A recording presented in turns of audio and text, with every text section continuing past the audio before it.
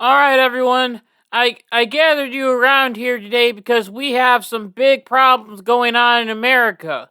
Gas is too high, definitely because of Putin and not because of my green policies. We have Biolabs in Ukraine, and people are wondering if they're real or not, which I don't even know if they are. And we have a governor banning the word gay. I mean, who would ban words? All this stuff is just stressing me out. And look, we have to find real solutions to these problems if we're going to make a better community. So, Mayor Pete, how are you going to beat this whole don't say gay bill in Florida? Well, Mr. President, I think that this law is very discriminatory, even though it is talking about kids from kindergarten to 3rd grade. It is still very wrong. To stop this, I'm going to send my husband to a camp to recite the Pledge of Allegiance to the gay flag. That will definitely help. Mayor Pete, that's a great idea. That will help change people's minds about this whole entire issue.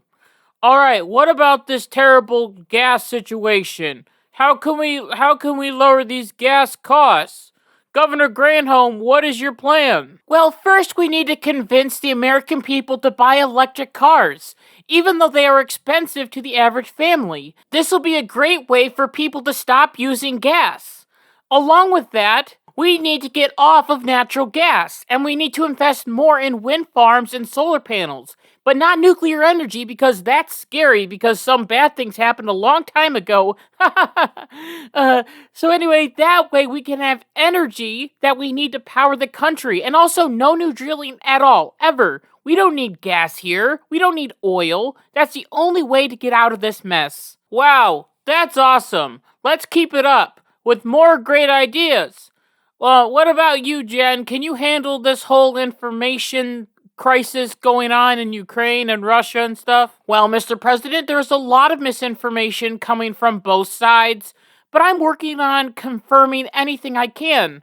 I also think that it will be important to call anyone that disagrees with us Russian bots. That way, they will know that we mean business. Great work, Jen, and everyone else. I'm so glad that we have the best and brightest around us. At least we don't have to worry about COVID-19 anymore. What you are about to experience is out of this world. Politics, history, and of course, a lot of entertainment. It's time to rock it with the Docket.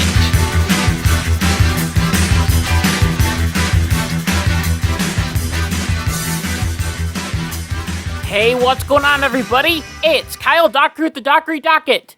We are here with our very 91st episode of the Dockery Docket.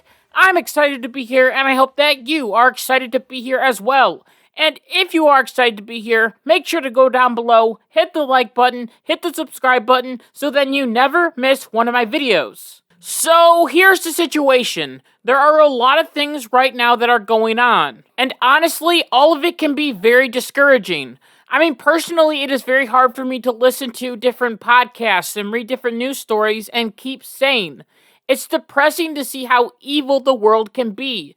It makes you feel like there's no solutions to different situations, and the world is just on fire, and there's no way that anyone can put it out. It makes us wonder if there's any way that we can return to some sort of normal. Will this be our lives forever? Controversy after controversy, and then there are wars over in the Middle East and over in Europe. Prices are rising all over the place.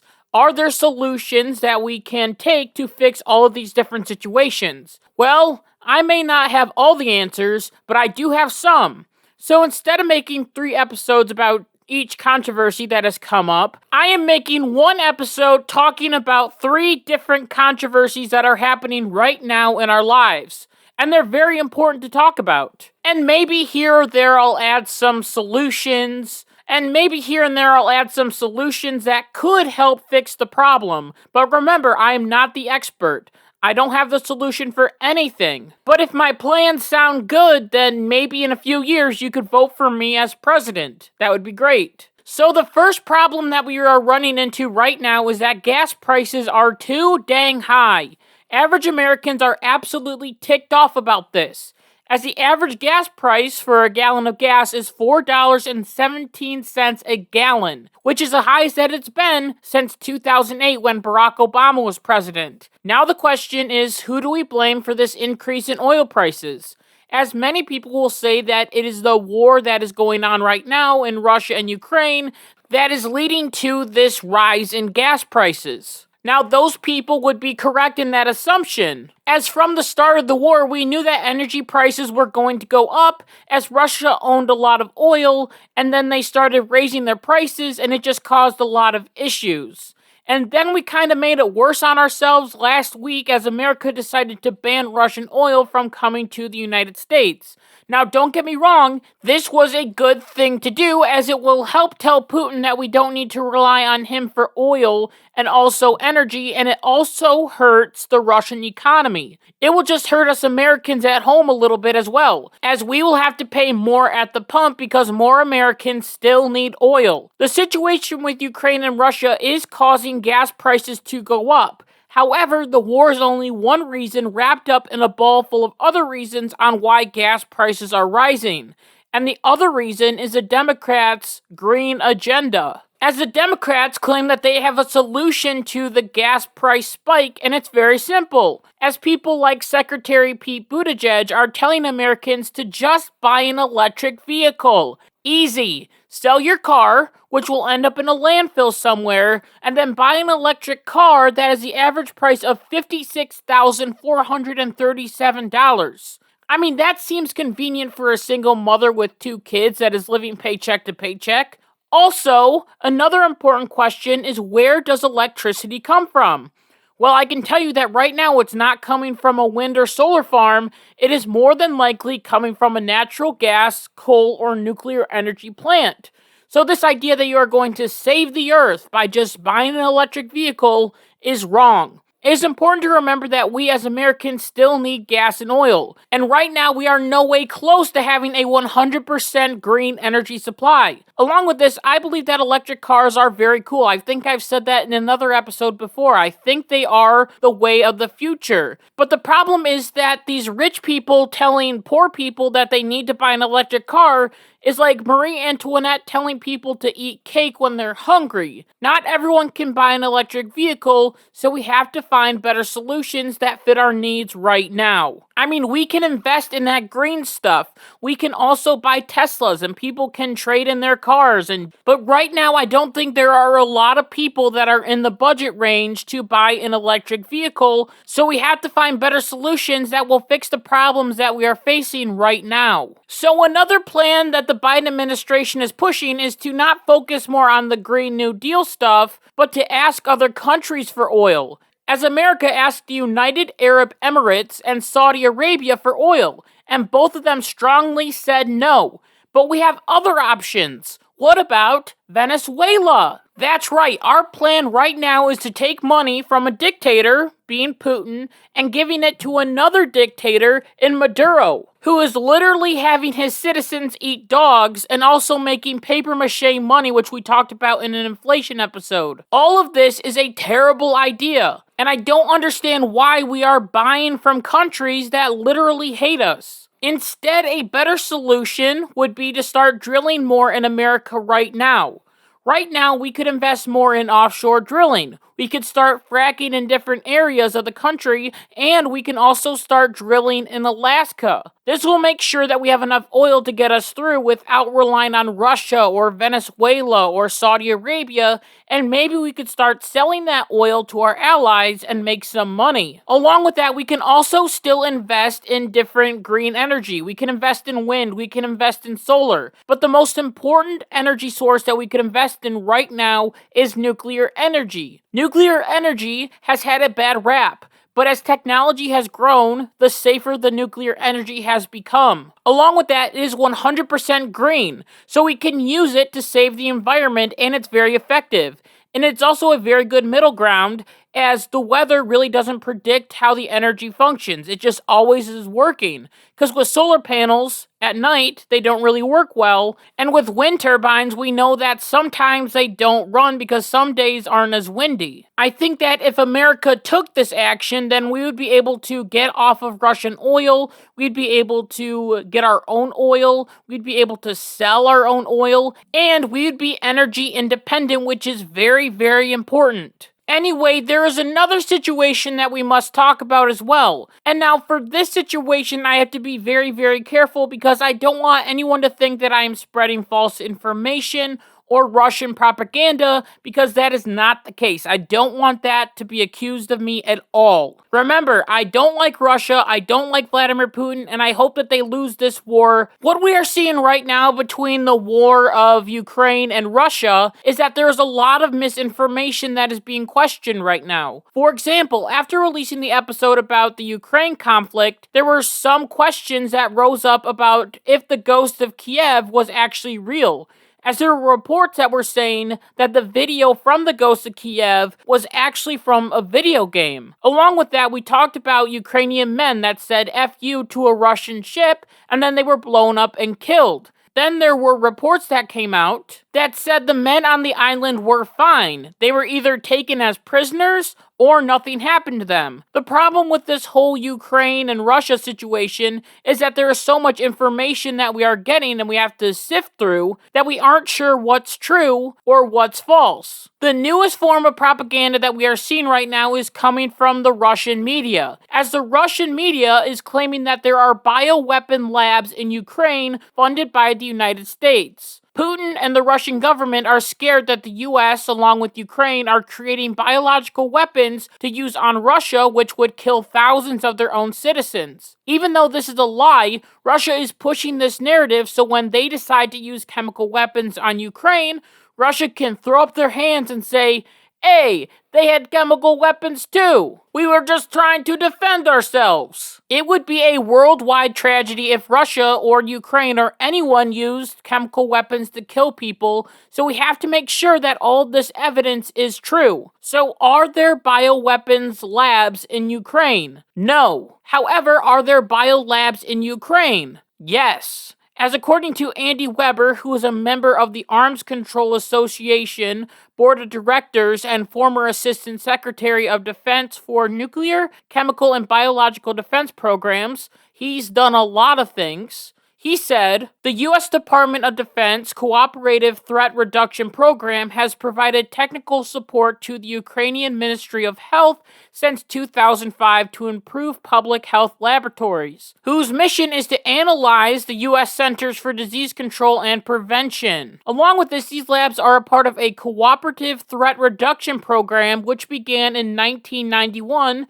when the Soviet Union fell, and this was to reduce the threat of existing weapons of mass destruction from the Soviet Union. So the Soviet Union fell, the United States had all these bioweapons, and they are having these labs, so then they will say, hey, let's actually destroy these weapons instead of giving them to Putin or someone else. So from all accounts, the biolabs are real, but they are not there to create weapons of war or mass destruction. Instead, they are there to stop weapons of mass destruction. They are destroying them. Along with this, some of these labs are like the ones from Wuhan, so they are studying different diseases. And I think that that's why people get so concerned if Russia were able to take over one of these labs, and then they fear that they're going to release deadly pathogens like COVID-19. That could lead to some huge problems on the world stage. So the question is, how do you follow along with all this propaganda? Is it propaganda? Is it real? How do you know if it's true or if it's false?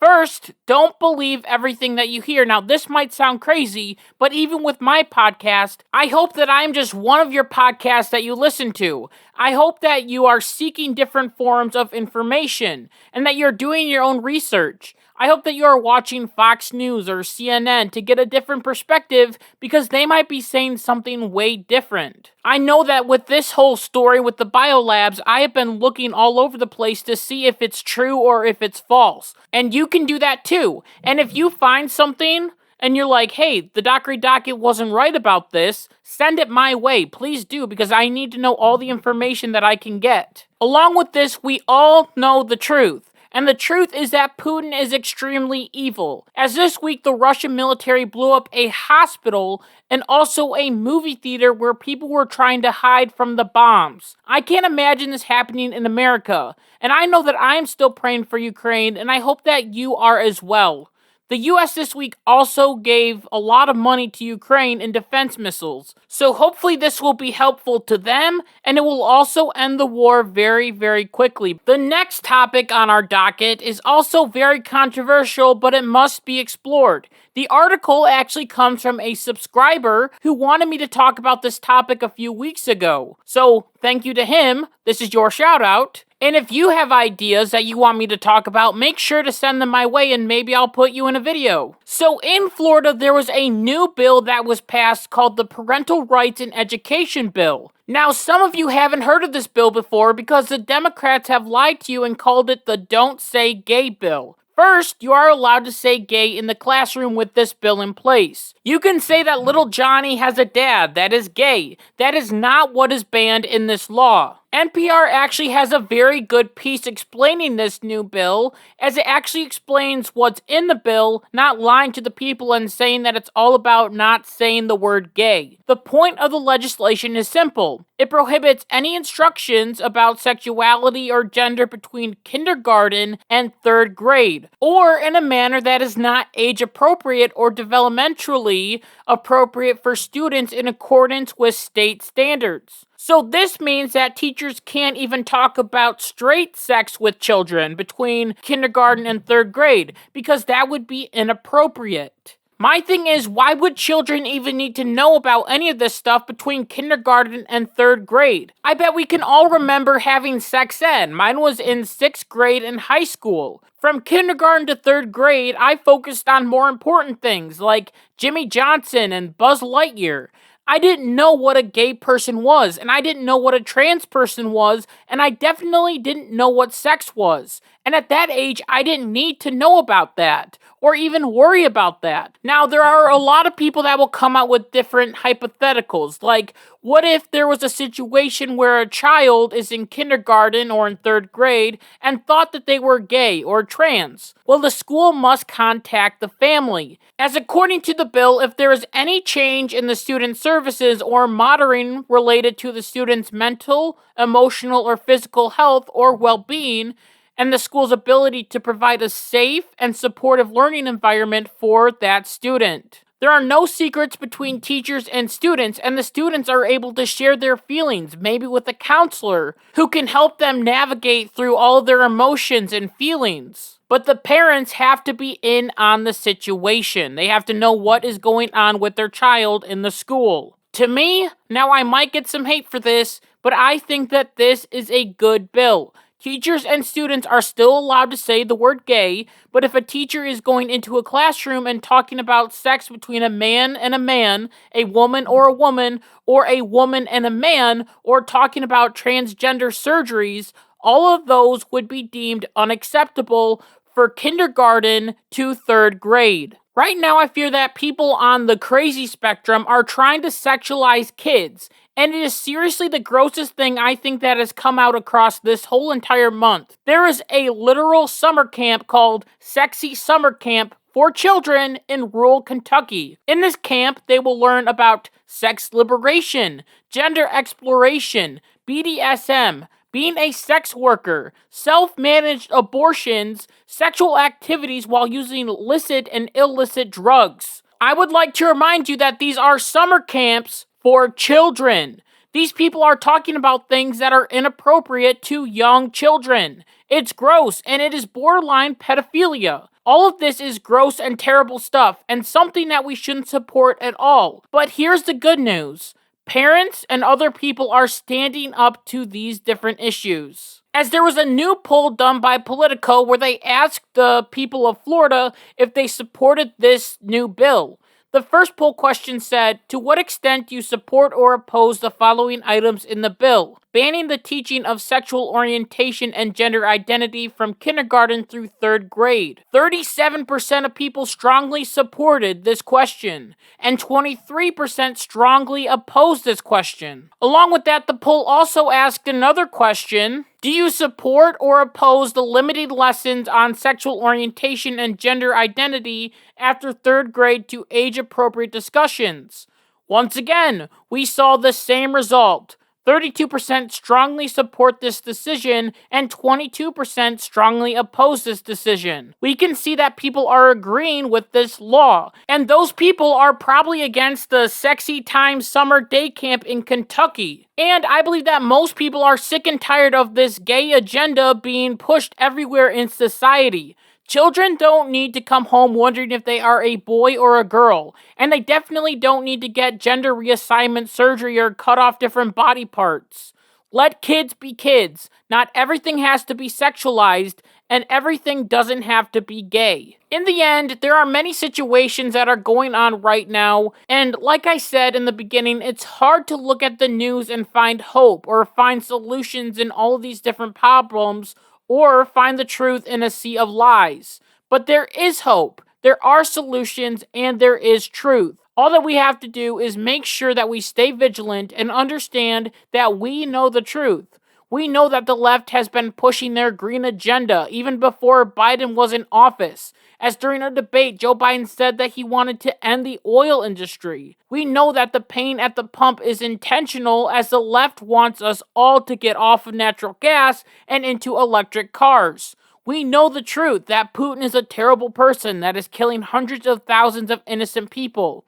He is a war criminal. If there are biolabs in Ukraine, we know that they are not creating chemical weapons. And if Putin is going to use chemical weapons, then hopefully there will be consequences waiting for Putin. We also know the truth, that parents are tired of a sexual agenda being put on their kids. And there is no need for inappropriate topics to be talked about in the classroom from kindergarten to 3rd grade. I'm glad that parents are speaking up and stopping these different topics. I'm also sick and tired of the Democrats' lies of calling it the Don't Say Gay bill, as we know it has nothing to do with saying the word gay.